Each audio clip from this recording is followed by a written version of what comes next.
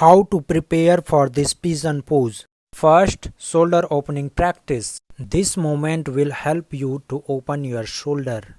Perform 10 movements and then 10 breathing hold. This pose also will help you to open your shoulder. Maintain here 10 breathing. Second, hip joint practice. This pose maintain here 10 breathing. Third, stretch your front of the thigh muscles. This pose maintain here 10 breathing. Fourth, back bending practice. Perform 10 movements and then 10 breathing maintain. This pose is a pre-practice for your pigeon pose.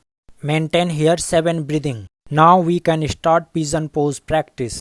Bend your right knee and through right hand catch your feet. Slowly back bend and right elbow take upward. If you have very good balance, then through left hand also catch your right feet. Maintain balance and this pose. Everyday practice pre-poses. Then you can do it this pigeon pose.